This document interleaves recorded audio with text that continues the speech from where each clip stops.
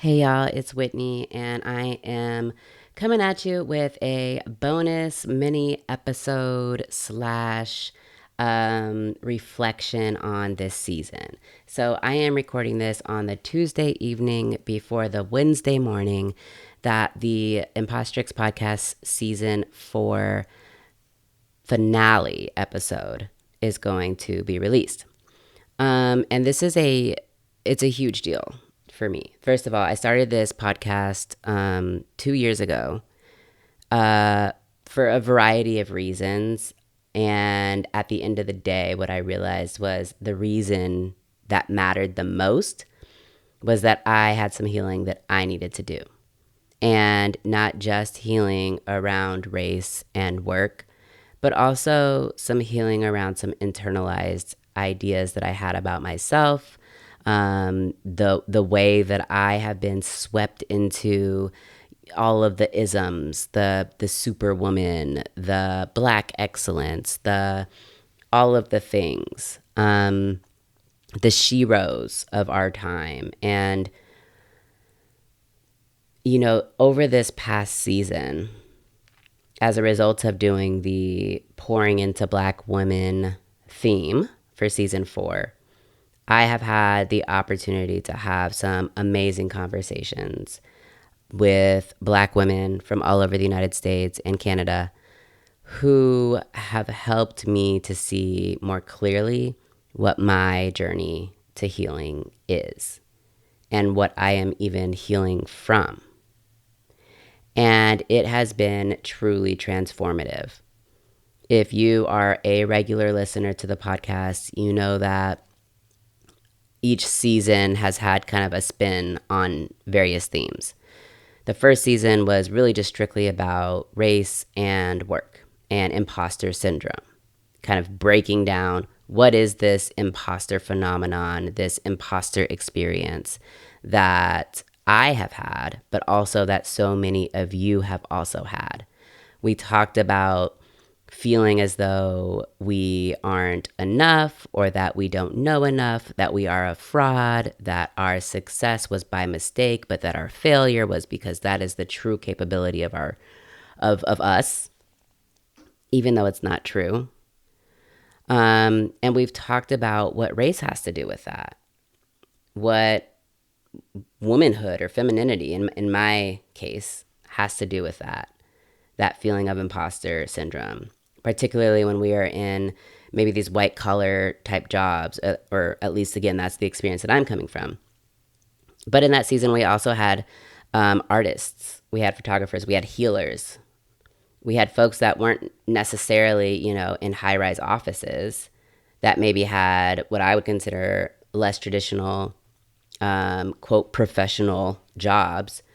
And they talked about how they have felt imposter experiences and their solutions around really getting to be comfortable with themselves, to follow their intuition, to follow the inner voices, the spirit, to go with the flow.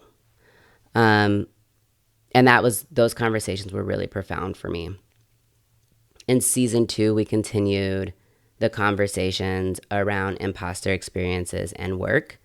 And that season, we did mini themes each month. And so those themes sometimes were on more about the experience that we're coming from. For example, I did a mini series on returning to work after incarceration and how that lived experience adds to imposter experiences that we have in the workplace or racial toxicity experiences that we have in the workplace. We did a mini series on men's mental health. We did a mini series on Black History Month and Women's History Month. So there's been quite a bit of specific focuses on various parts of our identities. In season 3, we talked about racial harassment, we talked about bullying in the workplace, and we talked a lot about the therapeutic healing that we can do, working with coaches, working on our somatic practices, working on healing in community and what it means to be a Black-led organization, and being able to work in an environment where we are not one of the only, and how we see happiness and fulfillment in Black-led organizations versus in other organizations. That season was clarifying for me, because I talked a lot with people who had experienced harassment or bullying and who were trying to find a legal outlet. They were trying to find this idea of justice relating to their experience. And some of them successfully and some of them not so much. And so for me, it was a great learning opportunity around, okay, these are people who are willing to share about their experiences. And these are experts too that I'm inviting on this show to share about how we can advocate for ourselves, what the self-advocacy looks like in the workplace, but also what it looks like in the legal arena. And then in November of 2024, President Trump was elected for the second time. And I felt a need to step back from everything. From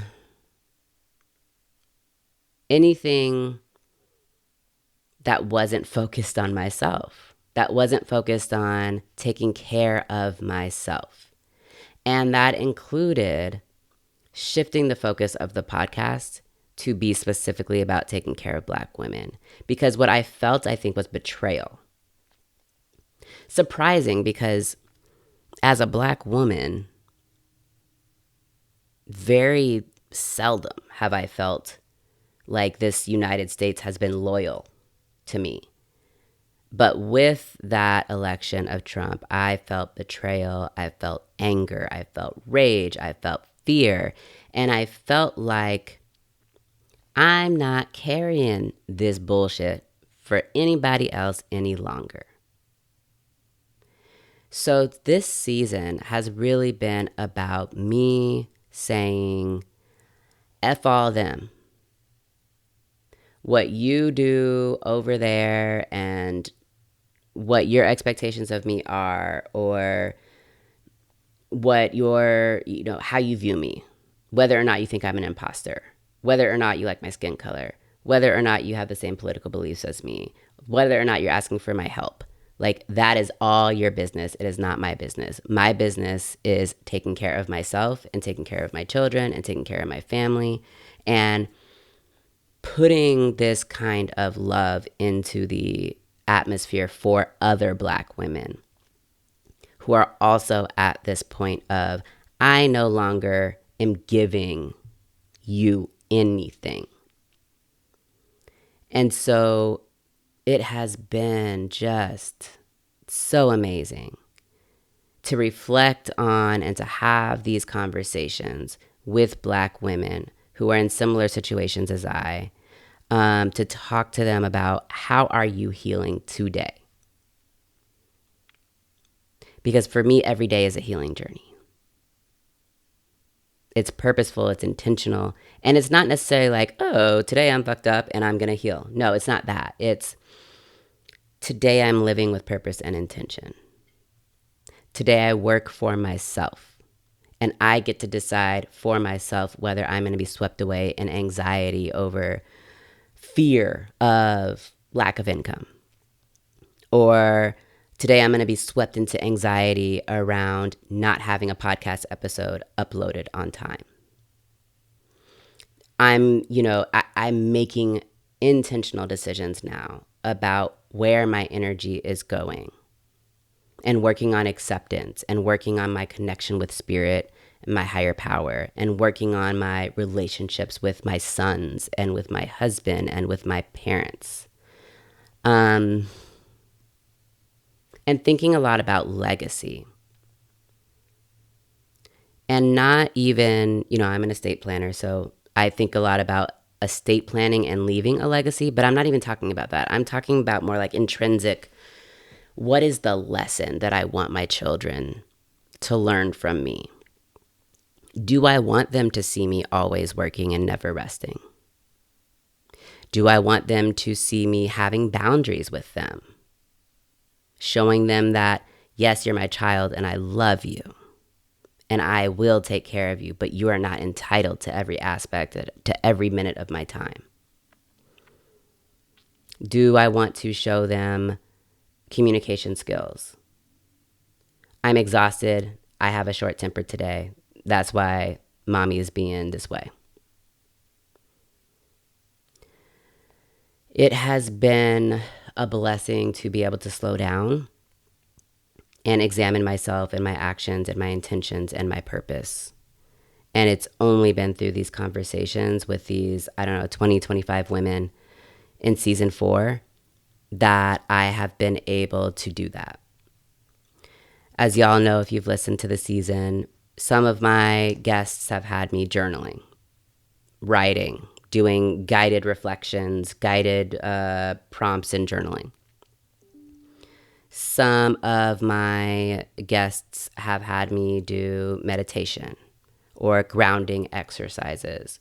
Some of my guests have had me thinking more about food that I am consuming or other toxins in my body, and also vitamins that I am putting into my body.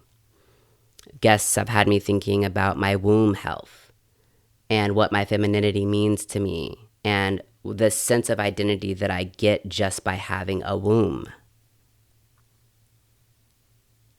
You know, I've thought a lot about my changing body as a woman, as a millennial, as an elder millennial. And the more that I talk about it, the more that I understand that I'm not alone in wondering about these changes in my body. The more that I talk about it, the more that I'm getting your experience, strength, and hope around how I advocate for my own physical and mental well-being. That I don't just have to blindly trust the doctors or the therapists. That I can branch out. I mean, this episode with Nicole that you're going to hear, this finale, Nicole has changed my life. And it's as much her as it is the timing, the divine timing of when she came into my life, when my therapist came into my life, and when this kind of resolve around I'm going to focus on myself, when that came in. Like all those 3 pieces came at the same time and meant that every single piece was brighter, more impactful, more curious, more connected than I could have ever imagined them to be, which then led me down deep, but not necessarily scary paths of discovery around my trauma as a child, around how I feel today as an adult, looking back at that little girl, what my feelings are towards that little girl, being able to name that I didn't like that girl, that I do not like that girl. Even though I can give other little girls a lot of grace, I can't give that little girl any grace. It's fascinating how all of this has come together, and I am so grateful for those of you who have continued to share with me how much you appreciate this season in particular, but also, you know, the podcast and the guests that we've had over the last 2 years. We have had 81 episodes, and I'd say about 70 guests. The guests have been wonderful. If you're listening and you've been a guest on Impostrix Podcast, thank you so much for being a part of this journey. I don't know where we're headed. I don't know if there's going to be a season 5 of Impostrix Podcast. But I know that there are 81 episodes of quality content, of content that was worked for, of trust and respect and learning and laughter and tears, of planning and preparation. And so I'm grateful for everyone who has played a part in that, from people who have sponsored the show, Sasha Bentley, my dad, Ron Knox, the Smithers Law Firm, What's Poppin' Penny? So Tony Kennedy, creator of What's Poppin' Penny podcast. I am grateful for all of the guests who I randomly reached out to, or who randomly reached out to me, who went through my vetting process as far as getting to know each other and agreed to share an hour of their time with me and to share a part of their story with you. I'm so grateful. And the man behind this show, Chris, who is the editor, he's been the editor, and the couple of times that I've done in studio productions, he's been the producer. He edits the show. He makes sure that the video looks good so that I can put the video onto YouTube. He makes sure the sound sounds good. He deals with my crazy schedule and my lack of communication, and he is a joy to work with. And so thank you, Chris. His business is called Digital REM, and the website is www.digitalrem.com. If you're somebody listening and you need audio or video editing or production or content, he is your guy, and let him know that I sent you. So I don't know where this is going, but I felt like I wanted to give a mini episode of just my reflections. I have grown so much, and part of that growth, part of the commitment that I'm making to myself through this growth, is that I am going to just let this show be for the next 5 or 6 months. I don't plan on producing new content during that time, but I also don't plan on making a decision about what is in the future for Impostrix Podcast until January. So until that time, I'm just going to be simmering. I'm going to be listening to my episodes. I am going to be hopefully promoting some of the episodes. Please subscribe to my newsletter at www.impostrixpodcast.com. I think it's like #newsletter. I believe that's the link. Subscribe there to be able to learn more about what's in store for Impostrix Podcast, to learn how you can support Impostrix Podcast. And if I do have a call for guests, that is where it will go. Thank you for being a part of this journey with me. Please, if you know someone who you think would benefit from any of the episodes over the past 4 seasons, please share with those people. I hope they get a lot out of it. And if you're a regular listener, but you have never left me a rating or a review on Spotify, on Apple, please do that. That is really, really helpful for me, because what it feels like is I'm putting this content into the world and it's reaching nobody. And I feel good about it. I've grown. But what your comments on Spotify, what your ratings, what your emails and your responses to my newsletter, and all of the engagement, texting me in the WhatsApp group, all of that engagement lets me know that this means something, that it's not just going out there into the ether. It will also help me know whether this is something that I will have momentum to continue doing or not. So, that being said, I can be reached at impostrixpodcast@gmail.com or on Instagram at impostrixpodcast.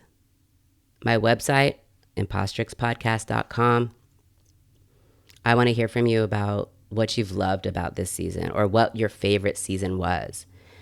When you get my newsletter, respond to the newsletter and tell me, what did you love? I would love to see that. All right, y'all. Until next time, be validated.